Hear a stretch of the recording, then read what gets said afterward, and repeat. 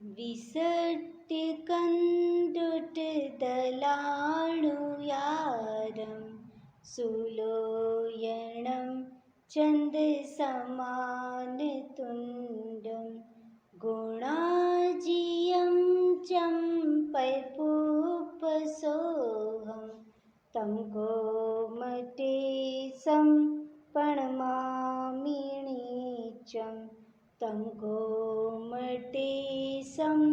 प्रणमामि नीचं तं गोमटेशं प्रणमामि नीचं। जय बोले अनंतानंद स्थित परमेष्ठी भगवान की जय। देवाधिदेव श्री 1008 शांतिनाथ भगवान की जय। परम पूज्य वात्सल्य रत्नाकर श्री विमल सागर जी महाराज की जय। परम पूज्य तपस्वी सम्राट श्री सन्मति सागर जी महाराज की जय। परम पूज्य युग प्रमुख शमणाचार्य गणाचार्य गुरुदेव श्री विराग सागर जी महाराज की जय। द्वादशांग चिन्वाणी माता की जय।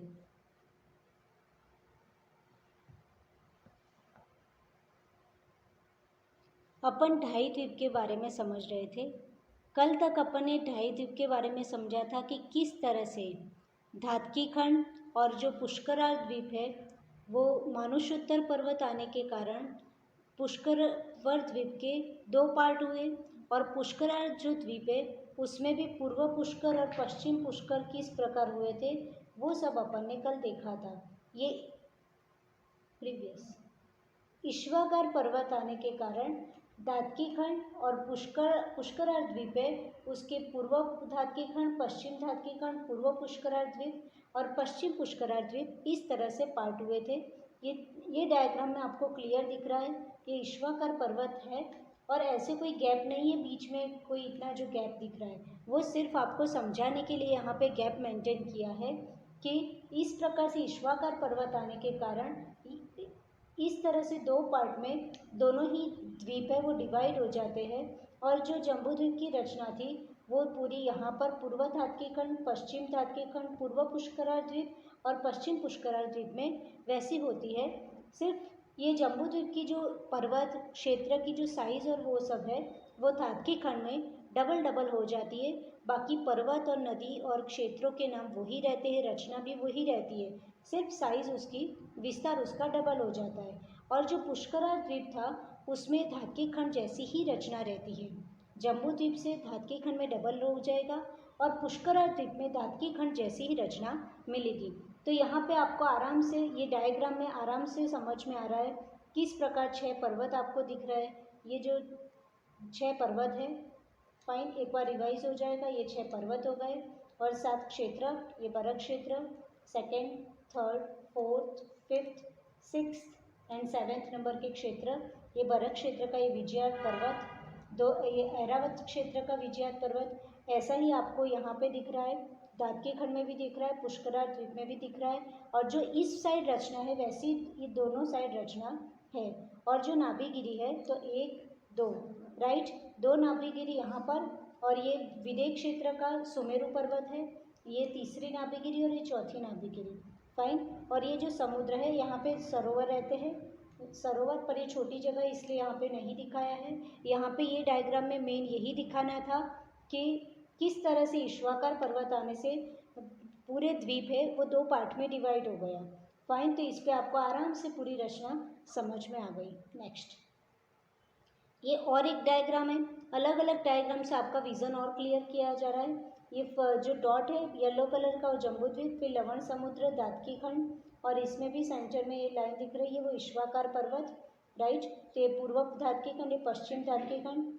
ये सेंटर की लाइन ईश्वाकार पर्वत, और ये पूर्व पुष्करार्ध और ये पश्चिम पुष्करार्ध, ये मानुषोत्तर पर्वत, और रिमेनिंग पुष्कर जो आधा द्वीप है वो ये है, फाइन। इस तरह से आपको दिख रहा है। ये पूरा हो गया आपका ढाई द्वीप। नेक्स्ट, अब आज अपने को समझना है कि मनुष्य लोक का विस्तार कितना है, यानी मनुष्य कहाँ तक जा सकता है वो अपन ने देख लिया कि मनुष्य है वो मानुषोत्तर पर्वत तक जा सकता है। तो मानुषोत्तर पर्वत तक मनुष्य लोक का विस्तार कितना होता है, तो विस्तार समझना बहुत ईजी है। अपने को पता है कि जम्बूद्वीप 1 लाख योजन का है और उससे डबल अपने को आगे जाना है। तो लवण समुद्र हो जाएगा 2 लाख योजन का। फिर जो थर्ड नंबर पे आएगा सेकंड द्वीप, सेकंड द्वीप आपका हो जाएगा धातकी खंड, वो उससे डबल यानी 4 लाख योजन का हो जाएगा। फिर धातकी खंड के बाद आ जाएगा कालोदधी समुद्र, तो वो 8 लाख योजन का हो जाएगा। और कालोदधी समुद्र के बाद आ जाएगा पुष्करवर द्वीप, तो 8 का डबल 16 लाख योजन का हो जाएगा। लेकिन वो जो पूरा 16 लाख योजन का है उसके सेंटर में गोलाकार जो मानुष्योत्तर पर्वत है उसके कारण से आधा आधा यानी अपने को मनुष्य लोक की बाउंड्री मानुष्योत्तर पर्वत तक है, दैट मीन्स 8 लाख योजन तक ही समझना है, क्योंकि 8 लाख योजन मानुष्योत्तर पर्वत के उस साइड रहेंगे। तो टोटल कितना हो गया, जम्बूद्वीप 1 लाख योजन का, फिर लवण समुद्र 2 लाख, फिर धातकी खंड 4 लाख, तो 4 और 2 और 1 तो 7, फिर उसके बाद कालोदधी समुद्र आएगा तो वो हो जाएगा 8 लाख, और उसके बाद पुष्करार्ध आधा लेंगे, आधा पुष्करवर द्वीप, तो उसका भी 8 लाख, तो 8 और 8 16 और 4 20 और 22 और 1 23, तो 23 लाख योजन का हुआ। और अपन ने अभी तक सुना होगा कई लोगों ने, और तत्वा सूत्र जी का जिसने थर्ड चैप्टर थर्ड अध्याय रीड किया होगा उसमें आता है कि मनुष्य लोक का विस्तार 45 लाख योजन है, और अपन ने काउंट किया तो 23 लाख योजन ही आया। फिर 45 लाख योजन किस तरह से काउंट किया है, तो आपको याद रखना है कि यहाँ पे जो तत्वार सूत्र में जो बताया है कि 45 लाख योजन व्यास है, तो उसमें एक लास्ट में सूत्र में शब्द आता है वलयाकृतः, यानी जो पूरा वलय जो पूरा सर्कल है उसका व्यास डबल करना है, राइट। तो आप डबल करोगे तो दोनों ही साइड करोगे, तो इसलिए अपने को अपन ने जो अभी काउंट किया कि 1 लाख से डबल 2 लाख, 2 से 4, 4 से 8 और पुष्कर 8 फिर 8, तो ये अपन ने एक डायरेक्शन का किया तो अपने को 23 लैक्स मिल गए, फाइन 23 लैक्स योजन मिला। लेकिन ऐसा ही आपको एक डायरेक्शन का नहीं, ये तो आपने एक ही साइड का किया, पर आपको दोनों ही साइड का करना होगा तब जाके पूरा व्यास होगा। आप एक ही साइड का डबल कर रहे हो। आपको ये याद रखना है कि कोई व्यक्ति जम्बूद्वीप की बाउंड्री पे खड़ा है, फाइन, अब उसको लवण समुद्र कितना दूर है, कितना उसका व्यास है, तो पूरा उसका दुगना व्यास है। तो जम्बूद्वीप की बाउंड्री से लवण समुद्र को आप पूर्व की साइड भी पेस्ट करो डबल, और पश्चिम की साइड भी 2 लाख पेस्ट करो, राइट। तो आपका कितना हो जाएगा 4। तो एक बार अपन डायग्राम में इसको समझते हैं कि किस प्रकार से ये जो पूरा 45 लैक्स योजन लिखा है वो किस प्रकार से होगा। नेक्स्ट, यहाँ आपको समझाने के लिए बहुत इजीली बताया है।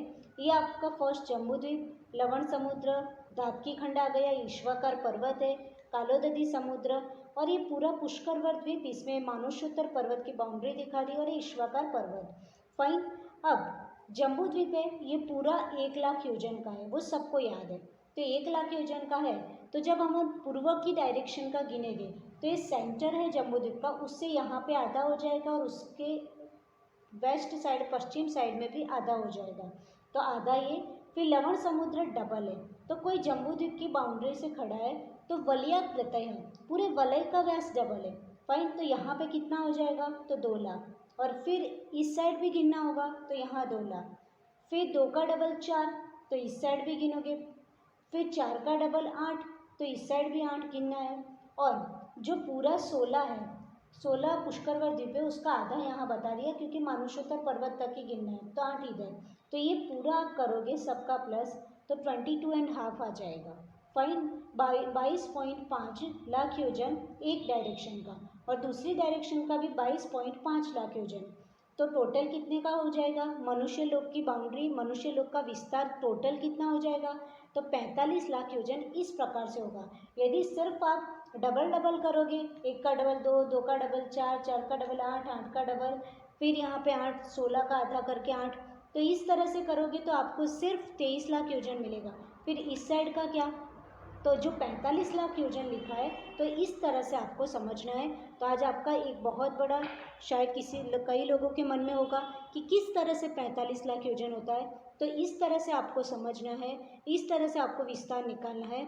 इस तरह से मनुष्य लोक का विस्तार टोटल 45 लाख योजन इस प्रकार से होता है।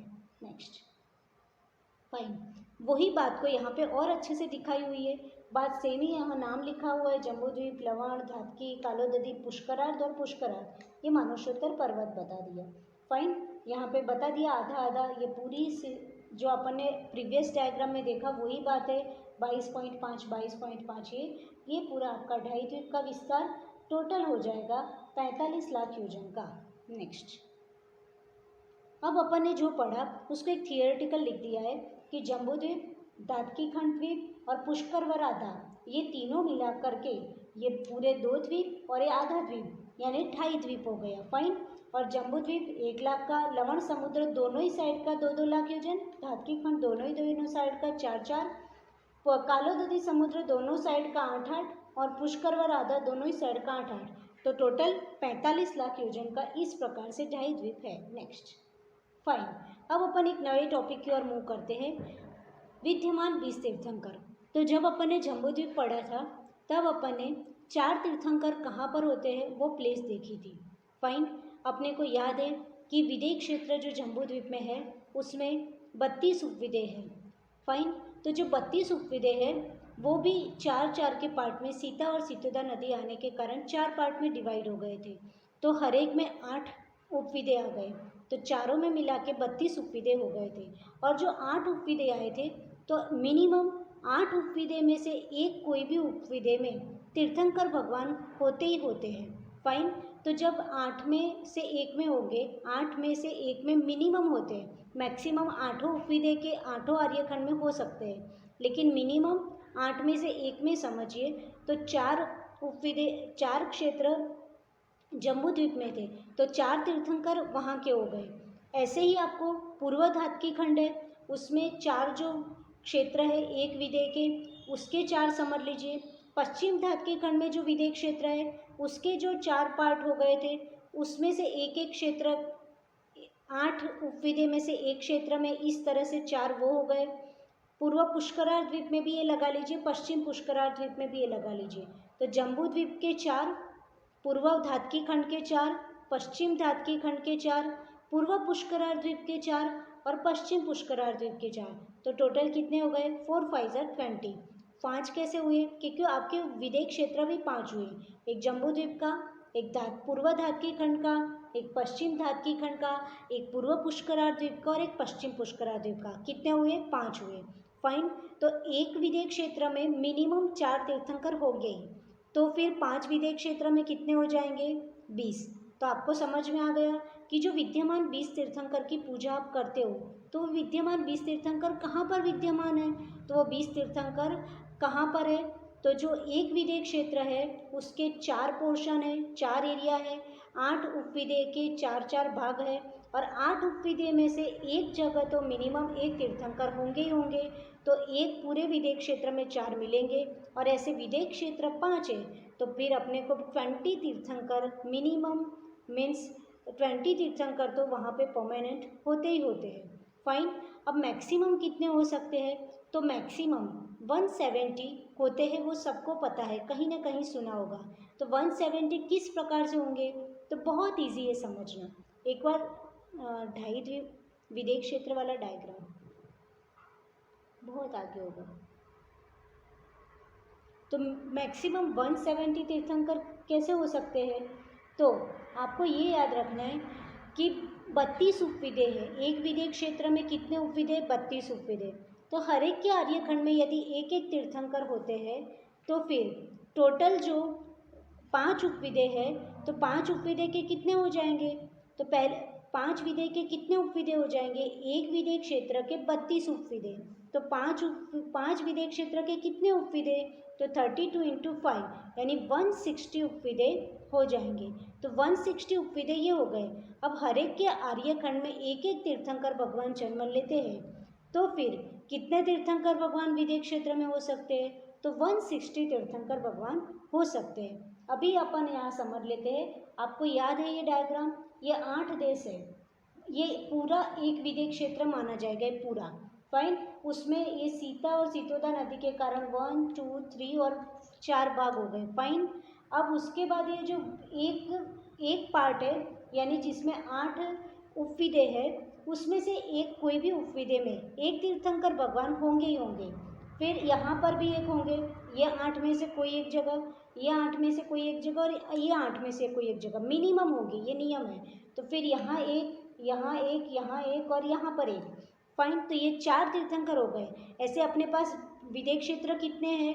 तो पूर्व धातकी खंड में भी ऐसे विदेश क्षेत्र है, पश्चिम में भी है, पूर्व पुष्करार्ध में भी और पश्चिम पुष्करार्ध में भी है। तो टोटल 4 और विदेश क्षेत्र अपने पास और है, और हर एक में 4 तीर्थंकर तो होते ही है, एक इधर एक इधर एक इधर और एक इधर। तो फिर पांचों के मिला के कितने हो गए? 20 हो गए। समझना बहुत ईजी है।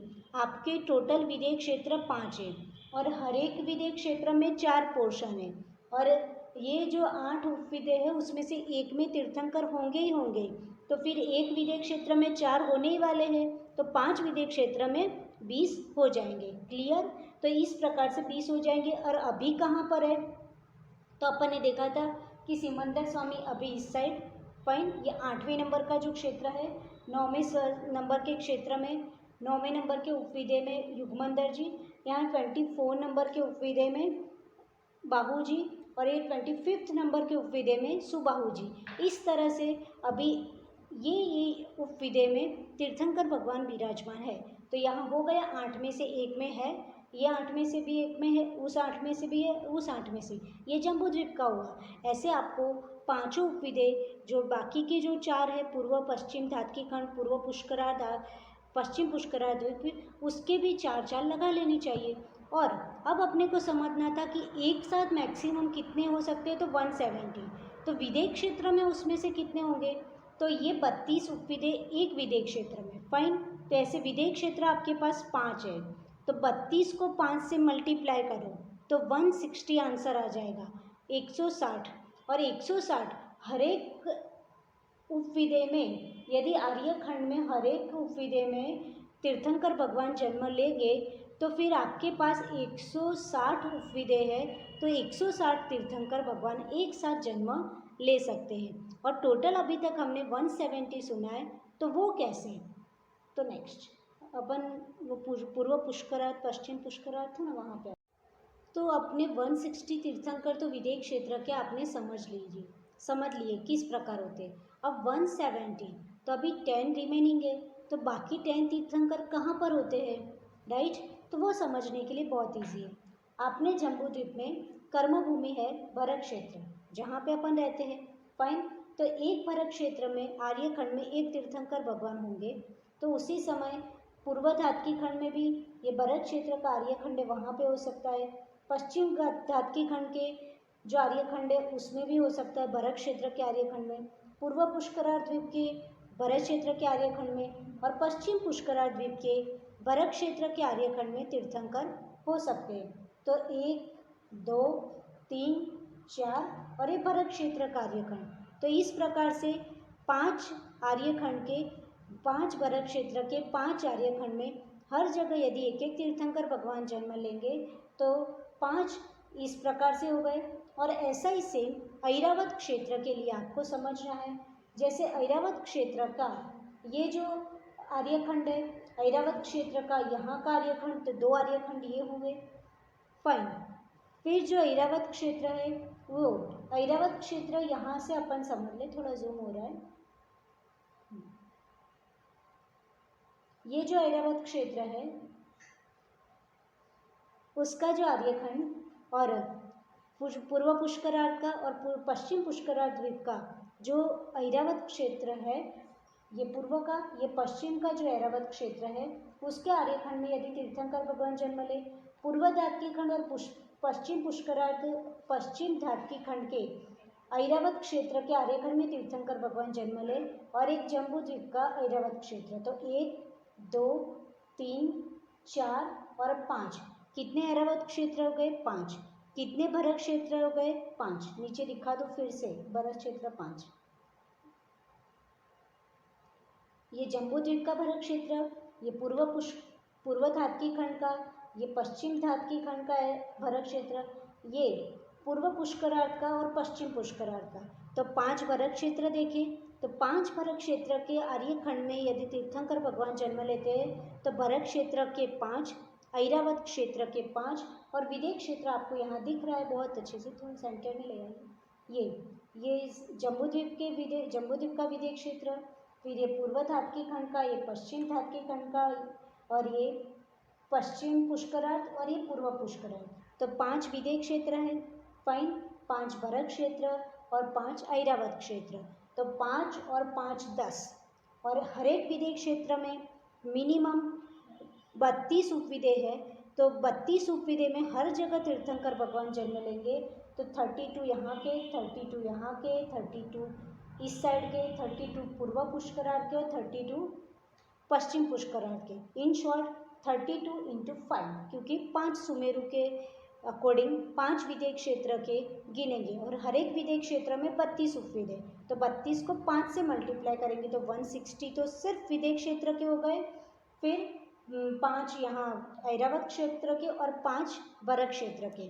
तो इस प्रकार से 170 तीर्थंकर हर एक कर्मभूमि में, हर एक जगह यदि आर्यखंड में तीर्थंकर भगवान होंगे तो मैक्सिमम एक साथ 170 तीर्थंकर हो सकते हैं। तो आज खुशी की बात है कि जिसके बारे में अभी तक हमने पूजा की है, जिसके बारे में हमने सुन के रखा है, आज हमने जगह भी देख ली, पोजीशन भी देख ली, जिससे हमारी ये बात जानने से, ज्ञान प्राप्त करने से हमारी विशुद्धि बढ़ती है, हमारे भावों में निर्मलता आती है। अब जब जब विद्यमान 20 तीर्थंकरों की पूजा करोगे, अर्घ चढ़ाओगे, तब आपको याद आ जाएगा कि जम्बूद्वीप में 4, पूर्व धातकी में 4, पश्चिम धातकी में 4, पूर्व पुष्करार्ध में 4, पश्चिम पुष्करार्ध में 4, 20 तीर्थंकर की पोजीशन आपको याद आ जाएगी। और जब 170 तीर्थंकरों का अर्घ चढ़ाओगे तब समझ में आ जाएगा कि 32 जो पूरे एक विदेय में उपविदेय है, तो वो 32 उपविदेय एक जगह के ऐसे पाँचों उपविदेय के, पाँचों विदेय क्षेत्र के 32 गिनेंगे तो 160 वो हो गए, भरत क्षेत्र 5 है, ऐरावत क्षेत्र 5 है। तो इस प्रकार से 170 तीर्थंकर, इस प्रकार से आप भाव संहिता वर्ग चढ़ाओगे। अभी तक चढ़ाते थे उसमें और विशुद्धि आएगी। यही पढ़ने का लाभ है कि हमारी विशुद्धि डे बाय डे बढ़ती जाए। नेक्स्ट,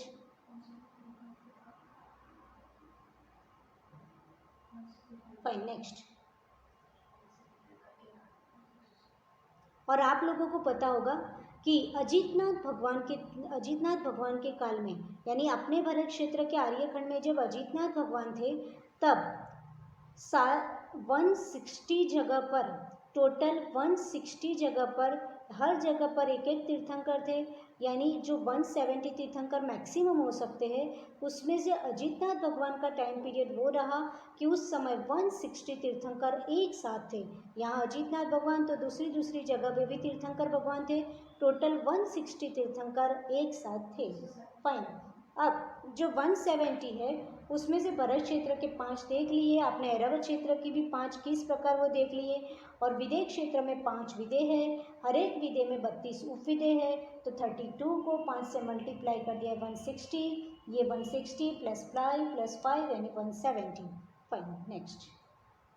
अब एक नया टॉपिक, आपने 2 टॉपिक आज समझ लिया अभी तक, मनुष्य लोक का विस्तार समझ लिया, प्लस आपने ये भी समझा कि 170 तीर्थंकर कहाँ पर होते हैं, विद्यमान 20 तीर्थंकर कहाँ पर होते हैं। अब आगे अपने को समझना है कि कौन से क्षेत्र में किस प्रकार की व्यवस्था होती है। तो यहाँ पे भरत क्षेत्र लिखा है, फाइन। फिर उसके बाद जो हेमवत क्षेत्र, हरि क्षेत्र, विदेय क्षेत्र, रम्यक वर्ष, हिरण्यवत वर्ष और ऐरावत वर्ष, ये 7 क्षेत्रों के नाम हो गए। वर्ष दैट मीन्स क्षेत्र, फाइन। अब भरत क्षेत्र में क्या है, तो 5 मलेच्छ खंड और एक आर्यखंड है। और ऐसा ही कहाँ पर है, ऐरावत क्षेत्र में है कि ऐरावत क्षेत्र में 5 मलेच्छ खंड और एक आर्यखंड है। तो ये पोजीशन सेम है, आपको पता है जैसी सिचुएशन भरत क्षेत्र की है वैसी ऐरावत क्षेत्र की है। और अब जो हेमवत क्षेत्र है, ठीक है, उसमें क्या व्यवस्था है, तो यहाँ पे जगन्य भोग भूमि है, और जैसी व्यवस्था हेमवत क्षेत्र की है वैसी व्यवस्था हिरण्यवत क्षेत्र की है। ये आपने जम्बूद्वीप पढ़ा था, तब ये बात हर तरह से क्लियर हुई थी कि जैसा रंग, जैसी साइज पर्वतों की, क्षेत्रों की जैसी साइज, कलर जो था, वो भरत क्षेत्र से लेके विदेय क्षेत्र तक जो सिचुएशन थी, वो विदेय क्षेत्र के बाद जो उत्तर के क्षेत्र और पर्वत है उसमें रिवर्स होता जाएगा। तो यहाँ पर भी सेम है, जैसा भरत वैसा ऐरावत, जैसा हेमवत क्षेत्र की जगन्य भोग भूमि वैसे ही हिरण्यवत क्षेत्र की जगन्य भोग भूमि, हरि क्षेत्र की मध्यम भोग भूमि है, तो फिर रम्य क्षेत्र की भी मध्यम भोग भूमि हो जाएगी। और विदेय क्षेत्र है तो उसमें क्या सिचुएशन है, जैसे भरत क्षेत्र में था 5 मलेच्छ खंड एक आर्यखंड, तो विदेय क्षेत्र के जो पूर्व विदेय और पश्चिम विदेय है फाइन। उसमें हर एक क्षेत्र में अपन ने देखा ही है 5 विलेज खंड और एक कार्यखंड है। तो 32 देश है और 32 ही देश में हर एक देश में 5 विलेज खंड और एक कार्यखंड है। और जो बीच में विदेश क्षेत्र में जो देवकुरु और उत्तर कुरु था वहाँ पे उत्कृष्ट भोगभूमि है। तो कितना इजी है, विदेश क्षेत्र में पूर्व विदेह और पश्चिम विदेह, वहाँ पे कर्मभूमि की व्यवस्था है 5 विलेज खंड एक कार्यखंड, और दूसरी कर्मभूमि की व्यवस्था भरत क्षेत्र में है और कर्मभूमि की व्यवस्था ऐरावत क्षेत्र में भी है। तो 3 जगह कर्मभूमि की व्यवस्था हो गई। फाइन। अब जो विदेश क्षेत्र का सेंटर का पोर्शन देवकुरु और उत्तर कुरु था वहाँ पे उत्कृष्ट भोगभूमि है। तो ये इतना क्लियर हो गया। फिर अपने को याद रखने में बहुत ईजी है कि भरत क्षेत्र के बाद जो नेक्स्ट क्षेत्र आता है वहाँ जगन्य भोगभूमि, और उसके बाद जो नेक्स्ट हरि क्षेत्र आता है वहाँ पे मध्यम भोगभूमि, और फिर तो विदेश क्षेत्र आ जाता है। तो उसमें देवकुरु और उत्तर कुरु में उत्तम भोगभूमि हो जाएगी और बाकी पूर्व विदेह और पश्चिम विदेह में कर्मभूमि की व्यवस्था। अब जो सिचुएशन इधर थी भरत क्षेत्र से लेकर के विदेश क्षेत्र तक थी, उसको जस्ट विदेश क्षेत्र के बाद रिवर्स करना है। तो यहाँ मध्यम भोगभूमि थी, तो यहाँ पे भी विदेश क्षेत्र के बाद वाले क्षेत्र में मध्यम भोगभूमि कर दिया। फिर यहाँ जगन्य भोगभूमि थी, तो यहाँ पे भी विदेश मध्यम भोगभूमि के बाद हिरण्यवत क्षेत्र में यहाँ जगन्य भोगभूमि आ जाएगी। और भरत और ऐरावत तो सेम है, तो समझना कोई टफ नहीं है, याद रखना भी कोई टफ नहीं है, बहुत इजी है। यहाँ पे सिर्फ कर्मभूमि 3 याद कर लीजिए, भरत ऐरावत और पूर्व पश्चिम विदेह में कर्मभूमि, और देवकुरु और उत्तर कुरु में उत्तम भोगभूमि या उत्कृष्ट भोगभूमि है। अब जो क्षेत्र बचे तो पहले जो सेकंड नंबर का क्षेत्र है वहाँ जगन्य डाल दीजिए और यहाँ मध्यम डाल दीजिए, और फिर तो आपका विदेश क्षेत्र आ ही जाएगा। फिर जस्ट रिवर्स कर दीजिए, मध्यम यहाँ लिख दीजिए और जगन्य यहाँ लिख दीजिए। तो इस प्रकार से ये समझना जरूरी है, क्योंकि इसके ऊपर बहुत सारी चीज़ें डिपेंड है कि यहाँ पे ये जगन्य भोगभूमि, मध्यम, उत्तम भोगभूमि, कर्मभूमि है, तो वहाँ कौन कौन सा काल चलता होगा। तो वो समझने के लिए ये आपको याद रखना जरूरी है, पर बहुत इजी है। Next fine. अब भरत और ऐरावत क्षेत्र के सिवाय शेष भूमियाँ अवस्थित है। नेक्स्ट ये कैसे बता रहे, ये आपने अभी जो अपन ने भोगभूमियाँ और सब देखा, राइट, कि कहाँ जगन्य, कहाँ मध्यम, कहाँ उत्कृष्ट, ये सब अपन ने देखा। तो ये अपन ने एक क्षेत्र संबंधी यानी जम्बूद्वीप संबंधी देखा। ऐसा ही पूरी सिचुएशन पूर्व धातकी खंड में समझना, ऐसे ही पश्चिम धातकी खंड, पूर्व पुष्करार्ध, पश्चिम पुष्करार्ध, हर जगह आपको यही सिचुएशन समझनी है, जैसे ही जम्बूद्वीप में है वैसे ही। फाइन। नेक्स्ट कहाँ कहाँ कौन सा काल वर्तन करता है। तो सबसे पहले देवकुरु और उत्तर कुरु में कौन सी भोगभूमि थी, आपको याद है, उत्कृष्ट भोगभूमि, उत्तम भोगभूमि थी। तो जब उत्तम भोगभूमि है तो वहाँ कौन सा काल होगा, पहला काल जैसा होगा। फाइन। फिर जो हरिवर्ष और रम्य क्षेत्र थे उसमें कौन सी भोगभूमि थी, आपको याद है, विदेश क्षेत्र के दोनों साइड के क्षेत्र, राइट। तो दूसरा उसमें मध्यम भोगभूमि थी, तो ऑब्वियसली वहाँ दूसरा काल जैसा होगा। और हिरण्यवत और हिमवत जो क्षेत्र थे उसमें जगन्य भोगभूमि थी, तो उसमें कौन सा काल जैसा एटमॉस्फेयर, तीसरा काल। फाइन। अब विदेश क्षेत्र, तो विदेश क्षेत्र में हमेशा चौथा काल रहता है। फाइन। अब जो कुबोक भूमि अंतर्द्वीपोज होते हैं, कुबोक भूमि और अंतर्द्वीपोज को अपन ने लवण समुद्र और कालोदधी समुद्र समझा था, वहाँ समझा था। तो वहाँ क्या रहता है, तो तीसरा काल जैसा रहता है। और अब ये बहुत इंपॉर्टेंट टॉपिक आपको समझना है, मानुषोत्तर पर्वत के स्वयंप्रभ पर्वत तक असंख्य द्वीप और समुद्र में तीसरा काल जैसा होता है। अब ये क्या लिख दिया, ये स्वयंप्रभ क्या है, तो अपन देखते हैं। मानुषोत्तर पर्वत से स्वयंप्रभ पर्वत तक और जो बीच के असंख्य द्वीप और समुद्र है उसमें तीसरे काल जैसा रहता है। तो इसको समझने के लिए मैं आपको मध्य लोक का जो डायग्राम है राउंड एंड राउंड वाला, राइट, एक द्वीप और समुद्र, वहाँ आपको दिखा दूँ कि कहाँ से कहाँ तक तीसरा काल जैसा रहेगा, बहुत स्टार्टिंग में, जिसे समझ। और ये वाला दिखा ऊपर, ये नीचे ले आओ।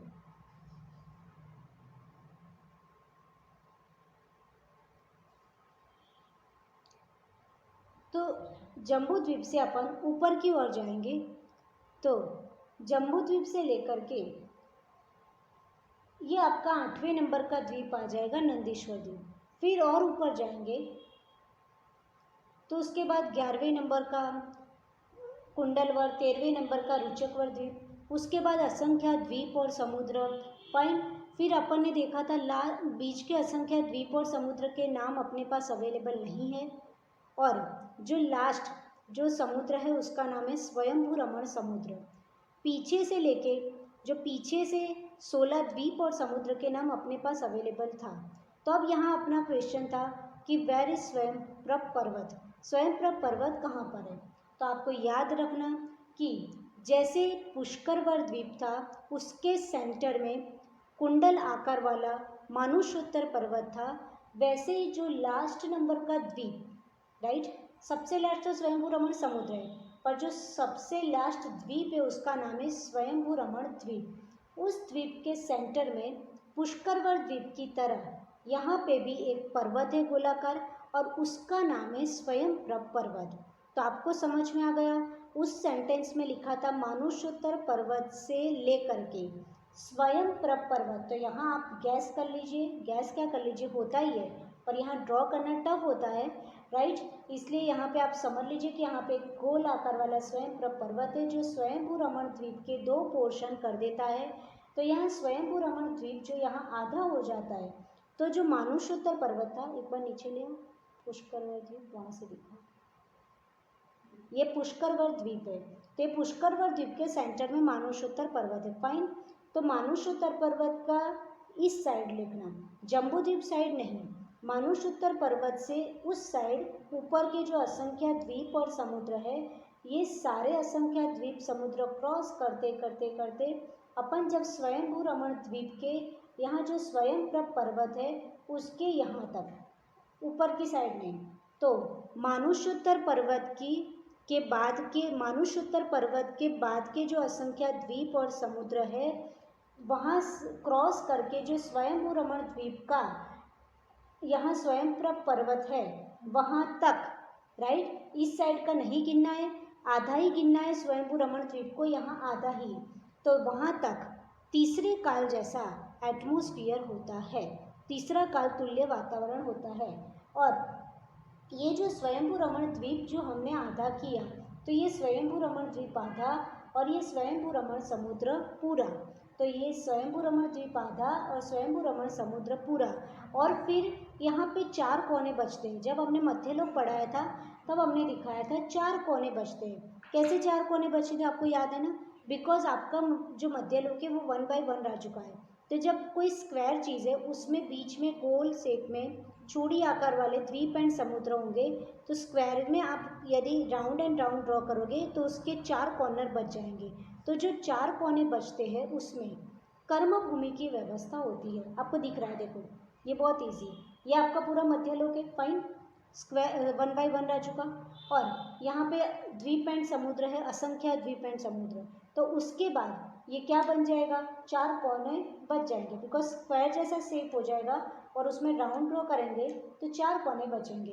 तो कहाँ तक कर्मभूमि की व्यवस्था है, तो स्वयंभू रमण द्वीप आधा और उसके उस पार स्वयंभू रमण समुद्र, और ये जो 4 कोने बचेंगे उसमें क्या कर्मभूमि जैसी व्यवस्था है।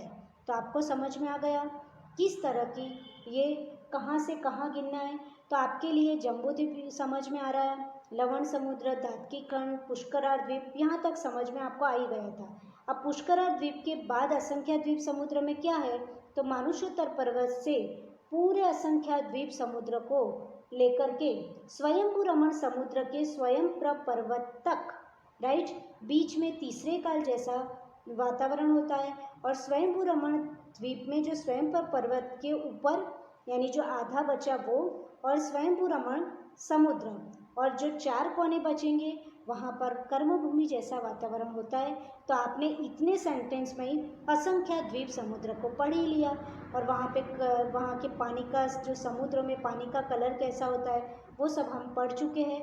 तो हमने बोला था कि जहाँ जम्बूद्वीप आपने पढ़ा वहाँ पे 85% पढ़ लिया, बाकी आप लोग के लिए समझना बहुत ईजी है।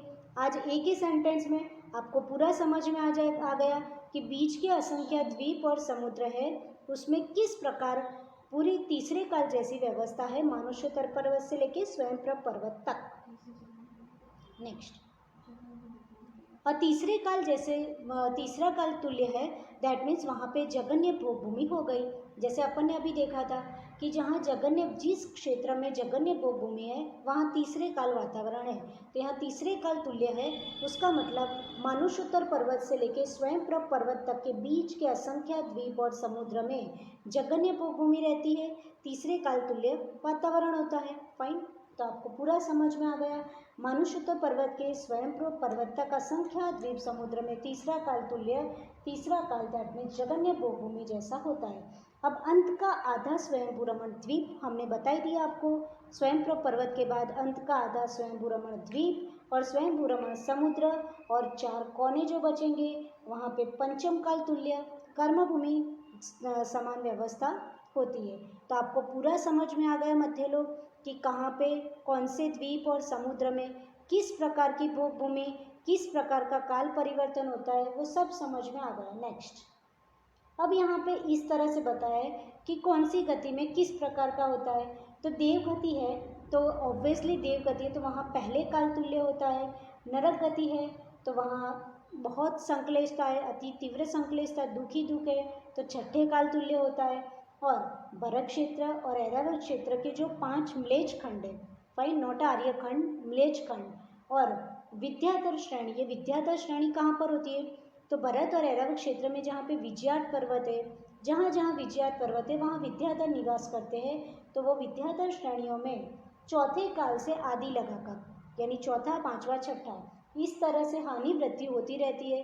दैट मीन्स चौथा, पांचवा, छठा, छठा, पांचवा, चौथा, इस तरह से हानि वृद्धि होती रहती है। कहाँ कहाँ? भरत ऐरावत क्षेत्र के 5 म्लेच्छ खंड और विद्याधर श्रेणियों में। नेक्स्ट, फाइन, अब यहाँ पे बताइए कि जो जगन्य भोगभूमि, मध्यम भोगभूमि और उत्तम भोगभूमि जहाँ जहाँ थी वहाँ पर जो मनुष्य की स्थिति कितनी होती है। तो यहाँ आचार्य महाराज ने 29 नंबर के सूत्र में, तत्वार सूत्र जी में बताया, एक त्रिपल्योपम स्थितयो हैमवतक हरिवर्षक देव कुरु बकाहा। दैट मीन्स जो हैमवत, फिर हरिवर्ष और जो देव कुरु है उसमें मनुष्य की स्थिति क्रम से दैट मीन्स एक यानी हैमवत क्षेत्र में एक, हरि क्षेत्र में द्वि यानी 2 और देवकुरु में त्रि यानी 3, पर क्या? पल्योपम यानी पल्योपम प्रमाण उनके मनुष्य की स्थिति है, यानी मैक्सिमम इतने पल्य प्रमाण उनकी आयु हो सकती है। 1 पल्य, 2 पल्य, 3 पल्य। 1 पल्य हैमवत में, हरि में 2 पल्य और देवकुरु में, देवकुरु के जीवों की 3 पल्य। ऑब्वियसली ये जगन्य है, मध्यम भोगभूमि है और ये उत्तम भोगभूमि है। इस प्रकार से उनकी आयु भी 1, 2 और 3 पल्योपम प्रमाण होती है। तथोत्तरः, ये छोटा सा सूत्र बट मोस्ट इम्पोर्टेंट सूत्र। ये छोटे से सूत्र में आचार्य महाराज ने बहुत बड़ी बात कह दी और एक सूत्र में उन्होंने बहुत सारी चीज़ें वहाँ पे इंक्लूड कर दी। तो क्या लिखा? तथोत्तरः, यानी जैसा उत्तर में था, जैसा दक्षिण में था वैसा ही आपको उत्तर में समझना है। दैट मीन्स विदेह क्षेत्र के नीचे जो पोर्शन है उसको दक्षिण मानते हैं, विदेह क्षेत्र के ऊपर उत्तर मानते हैं। तो जैसा अपन ने दक्षिण के क्षेत्रों का देखा कि दक्षिण हैमवत, हरिवर्ष और देवकुरु ये दक्षिण के क्षेत्र हो गए, तो जैसा दक्षिण में है वैसे ही उत्तर में, तो उत्तर में कौन रहा? तो विदेह क्षेत्र में उत्तर कुरु रहा। फिर आगे के जो 3 जो क्षेत्र बचे, रम्यक, हिरण्यवत, ऐरावत, ये जो 3 क्षेत्र बचे, ये रम्यक बचा, हिरण्यवत, ये जो क्षेत्र है उसमें जस्ट उसका क्या करना है? रिवर्स करना है। तो आपको ये पूरा पता ही है कि विदेह क्षेत्र के ऊपर ऊपर अपने को रिवर्स करना है। तो वहाँ पे कैसा बच जाएगा? यहाँ 1, 2, 3 थी तो ऊपर ऊपर के क्षेत्रों में 3, 2, 1 हो जाएगी। तो इस प्रकार वहाँ के मनुष्यों की स्थिति होती है। 3, 2, 1 पल्यपम प्रमाण, राइट। नेक्स्ट, अब नेक्स्ट है विदेहेषु संख्येय कालः। अब विदेह क्षेत्र में क्या पोजीशन है? तो 31 नंबर के सूत्र में बोला कि विदेहों में, विदेह क्षेत्रों में संख्यात वर्ष की आयु वाले मनुष्य है। तो विदेह क्षेत्र में कितनी आयु वाले? संख्यात वर्ष की आयु वाले मनुष्य है। जगन्य, मध्यम और उत्कृष्ट भूमि का बता दिया, दोनों ही साइड के, दक्षिण और उत्तर के। अब विदेश क्षेत्र का बोल दिया, वहाँ पे संख्यात वर्ष की आयु वाले मनुष्य है। फिर नेक्स्ट द्विधात्की खंड के, यानी धात्की खंड में क्या है, क्षेत्र तथा पर्वत आदि जम्बू द्वीप से दुने दुने हैं। ये ऑलरेडी मैं बता चुकी हूँ कि जैसा जम्बू द्वीप में है उससे डबल धात्की खंड में डबल डबल है। फाइन, यानी जम्बू द्वीप में जो क्षेत्र और पर्वतों का विस्तार है उससे डबल धात्की खंड के क्षेत्र और पर्वतों का विस्तार है। नेक्स्ट, पुष्करार्धेच, यानी पुष्करार्ध में भी उतने ही क्षेत्र और पर्वत है, यानी जितने धात्की खंड में है उतने ही क्षेत्र और पर्वत है। प्रांग मानुष्योत्तरांग मनुष्य, यानी मानुष्योत्तर पर्वत के पहले तक ही मनुष्य है। ये ऑलरेडी अपन देख चुके हैं। नेक्स्ट, फाइन, अब यहाँ पे आराम से जो एक बार मैंने डायग्राम में आपको आज दिखाया उसी को एक टेबल के थ्रू बता दिया कि कितने मेरू पर्वत है, कितने बरल क्षेत्र, ऐरावत क्षेत्र, विदेश क्षेत्र, उत्तम भोगभूमि, मध्यम और जघन्य भोगभूमि है, उसको काउंट करके बता दिया। इससे आपको कोई रटना नहीं है, डायग्राम को सिर्फ समझना है कि जम्बू द्वीप में कितने मेरू है तो एक ही है, धात्की खंड में कितने हैं तो पूर्व धात्की खंड और पश्चिम धात्की खंड के दो हो गएंगे, विजय और अचल। यहाँ पे मंदर और विद्युन्माली दो मेरू पुष्करार्ध में हो जाएंगे, पूर्व और पश्चिम पुष्करार्ध की। इसी तरह बरक क्षेत्र भी यहाँ पर एक है, यहाँ पे पूर्व धात्की पश्चिम धात्की खंड के दो बरक क्षेत्र, पूर्व पश्चिम पुष्करवर्त द्वीप के दो बरक क्षेत्र हो जाएंगे।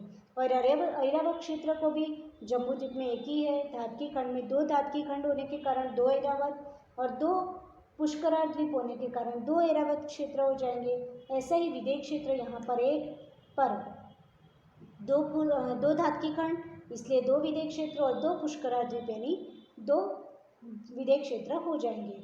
उत्तम भोगभूमि भी यहाँ पर कितनी है तो देवकुरु और उत्तर कुरु दो उत्तम भोगभूमि जम्बू द्वीप में है। तो अब जब धात्की खंड में जाएंगे तो ऑब्वियसली डबल हो जाएगी, क्योंकि पूर्व धात्की खंड की दो और पश्चिम धात्की खंड की दो, पूर्व पुष्करार्ध की दो और पश्चिम पुष्करार्ध की दो।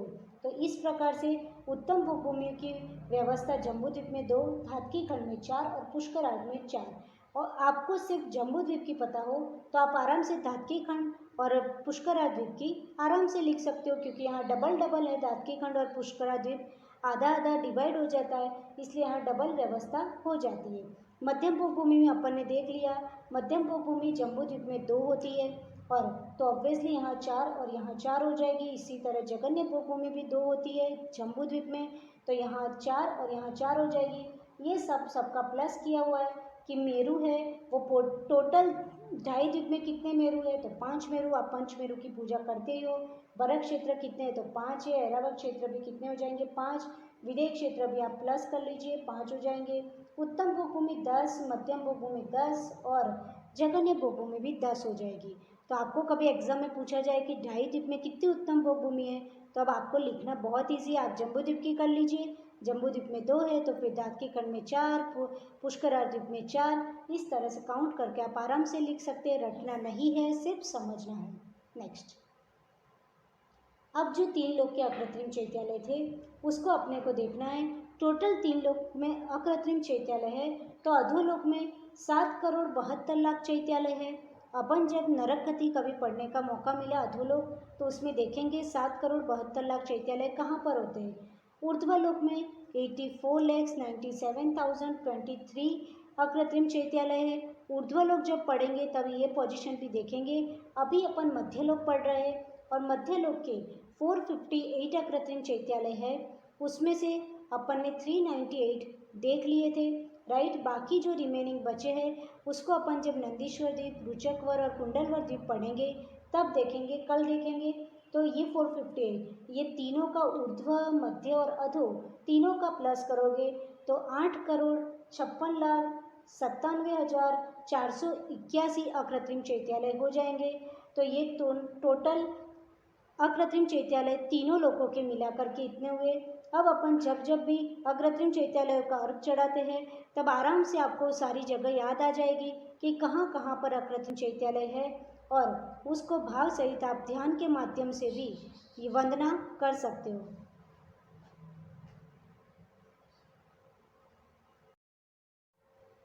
अब जो ढाई द्वीप के टोटल अपन ने 398 अकृत्रिम चैत्यालय देखे, अब बाकी जो मध्यलोक के 458 है, तो यहाँ पे आपको दिख रहा है कि ढाई द्वीप संबंधी 398 और ढाई द्वीप के बाहर जो असंख्य द्वीप और समुद्र है उसमें से कहाँ कहाँ पर अकृत्रिम चैत्यालय है वो उसकी संख्या 60 है, उसको अपन बाद में देखेंगे। तो 398 ढाई द्वीप में हो गए और ढाई द्वीप के बाहर 60 अकृत्रिम चैत्यालय कहाँ पर है, तो नंदीश्वर द्वीप में, रुचकवर द्वीप और कुंडलवर द्वीप, तीन ही द्वीप ऐसे हैं ढाई द्वीप के बाहर जहाँ पर अकृत्रिम चैत्यालय है और वहाँ की संख्या 60 है, वो अपन बाद में देखेंगे। नेक्स्ट, अब ढाई द्वीप संबंधी 398 कहाँ कहाँ पर है, तो ये ऑलरेडी मैं पहले पढ़ा चुकी हूँ कि पंचमेरु संबंधी 390 अकृत्रिम चैत्यालय हो जाएंगे। तो कैसे हुए, तो आपको पता है कि जम्बू द्वीप में 78 अकृत्रिम चैत्यालय, जम्बू द्वीप के आप ये अच्छे से याद कर लीजिए। तो पंचमेरु कैसे गिनोगे, पूर्व धातकी खंड, पश्चिम धातकी खंड, पूर्व पुष्करार्ध और पश्चिम पुष्करार्ध। तो 78 जो जम्बू द्वीप के हैं तो उसको 78 को 5 से मल्टीप्लाई कर लो, क्योंकि पूर्व पुष्करार्ध, पश्चिम पुष्करार्ध, पूर्व धातकी, पश्चिम पुष्करार्ध, पश्चिम धातकी और जम्बू द्वीप, ये पांचों में 78 अकृत्रिम चैत्यालय है। तो 78 को 5 से मल्टीप्लाई करोगे तो 390 आंसर आ जाएगा। तो इसलिए यहाँ पे लिख दिया पंचमेरु संबंधी 390। यहाँ पंचमेरु संबंधी यानी आपको पांचों मेरु के 80 चैत्यालय नहीं समझना है, यहाँ पंचमेरु संबंधी दैट मीन्स जो 5 जम्बूद्वीप, पूर्व धातकी, पश्चिम धातकी, पूर्व पुष्करार्ध, पश्चिम पुष्करार्ध, ये 5 समझना है। वो पांचों में एक एक मेरु है, इसलिए यहाँ पे लिख दिया है पंचमेरु संबंधी। तो ये पांचों जो द्वीप है उसके अकॉर्डिंग ये 390 हो जाएंगे। और जो ईश्वाकार पर्वत पर मैंने आपको दिखाया था 4 चैत्यालय है, 4 फुट है, वैसे हर एक पर्वत पर 4 फुट में से 1 फुट पर अकृत्रिम चैत्यालय है। और 4 ईश्वाकार पर्वत आप देख चुके हो, उसके 4।